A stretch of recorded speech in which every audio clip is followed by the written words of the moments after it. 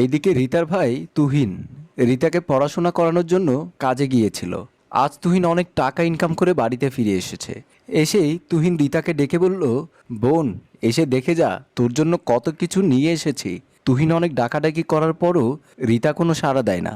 তুহিন তখন তার সৎ মাকে ডেকে বলল, মা, ও মা, রিতা কোথায়? কখন থেকে ডাকছি, আমার সাথে কোনো কথা বলছে না কেন? তুহিনের মা তখন বের হয়ে বলল, তুহিন, তুই কাকে ডাকছিস? তোর ওই আদরের বোন রিতা কোনো এক ছেলের সাথে কিছুদিন হয়েছে পালিয়েছে। তুহিন তখন হাত থেকে ব্যাগটা ছেড়ে দিয়ে বলল, মা, আমি তোমার কথা বিশ্বাস করি না। আমার বোন রিতা কখনো এমন করতে পারে না। সৎ মা তখন বলল, আমি না হয় মিথ্যে কথা বলছি, তোর বাবার কাছে গিয়ে জিজ্ঞেস করে দেখ। তুহিন তখন তার বাবাকে ডেকে বলল, বাবা, ও বাবা, মা এসব কি বলছে?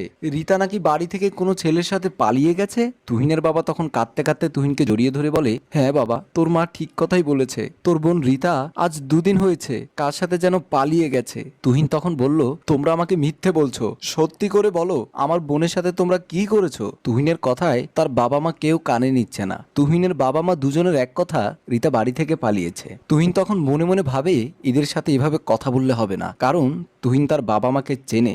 আগেও টাকার বিনিময়ে রিতাকে বিক্রি করতে চেয়েছে, কিন্তু তুহিনের জন্য পারেনি। তুহিন তার বাবা মার সাথে আর কোনো কথা না বলে নিজের রুমে চলে যায়। আর শুয়ে শুয়ে ভাবে, রিতা এখন কি করছে, কোথায় আছে, কিছুই জানি না। আমি কেন বাড়ি থেকে চলে গেলাম? রিতার এইদিকে করুণ অবস্থা।